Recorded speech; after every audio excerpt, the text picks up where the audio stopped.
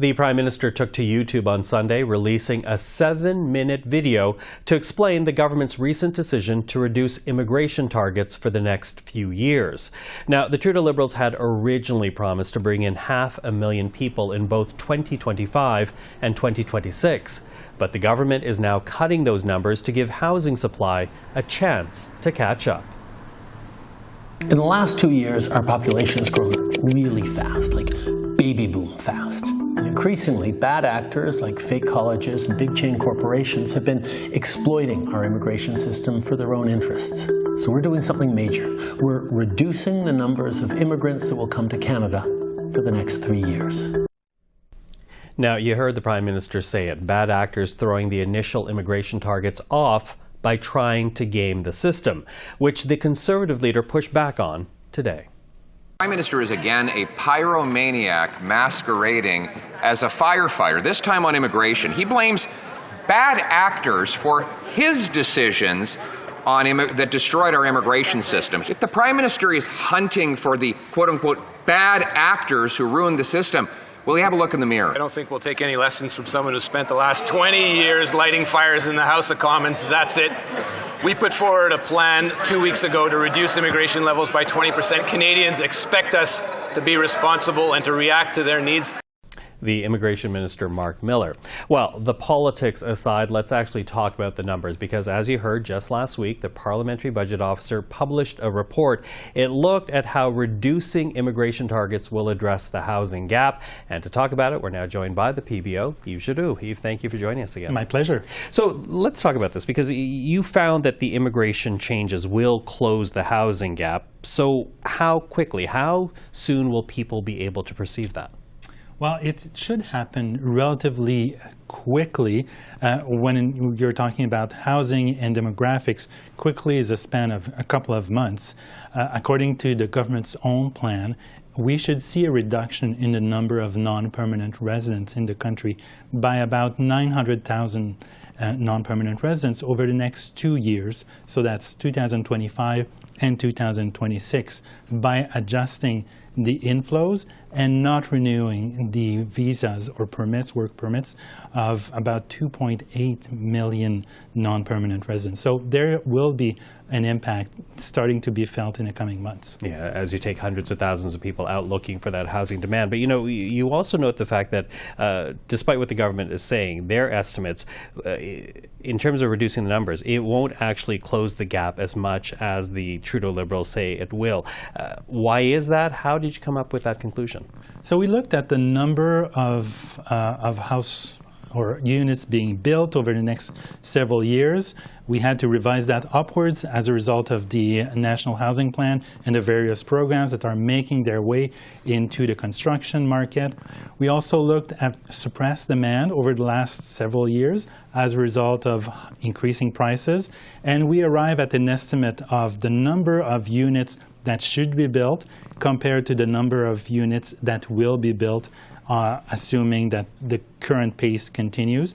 And we had initially estimated that at about 1.2 million units in terms of gap that needed to be addressed to restore the availability needed to meet demographic demand. And with the reduction in the number of non-permanent immigrants as well as the permanents that the government has announced as well, we estimate that the gap is now 658,000 units as opposed to 1.2 that we had estimated earlier this year. And that's due to the lower demand from non-permanent immigrants. Mm-hmm. But still, so a reduction in the demand, but still not where the government would like to see it. Exactly. There's still a gap of hundreds of thousands of units, over 600,000 units, to restore the supply to where it should be, considering the demographic factors. Now, how much of that is tied to this big risk that you talk about in terms of the demographic projection? Talk to us about what you see as the big risk and whether or not that's tied to the fact that you're coming up with a different number than what the Trudeau Liberals are saying. Yes, we identify in the report that we released last week, we identify a risk in that even though the government has plans to reduce the number of non-permanent residents in the country, there are risks that it will not materialize as planned. For example, employers have been very vocal over the last several years in expressing the need for temporary workers.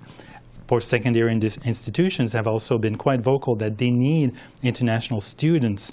So if the government proceeds as planned and reduces the number of foreign workers and foreign students, it's very likely that this will create tensions with employers and post-secondary institutions.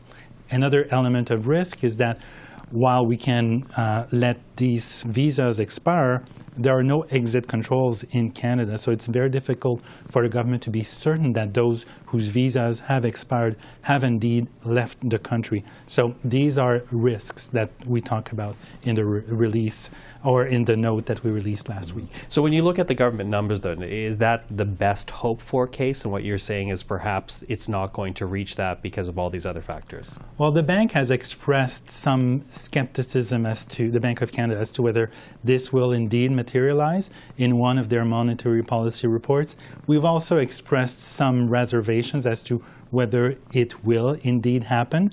And I'm talking about the government's plan to reduce temporary foreign workers or temporary non-permanent residents to 5% of the population from the 7%, upwards of 7%. So we have expressed doubts that this will be achievable in the short term. Mm-hmm. So I guess in shorthand then, it will have an impact. How much of an impact we're going to have to see. Now, before we're done here, though, because there was also another number that was quoted here, and the very fact that the government estimates that their cuts will lead to a slight population decline of 0.2% over the next 2 years.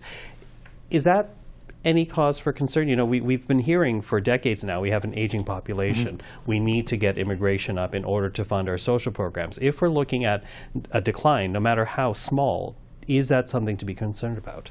Not in the short term, because it's temporary and it comes on the heels of significant demographic growth, a couple of years of very rapid growth. So to have a year or two of modest decline like that is not something that is concerning in a demographic context.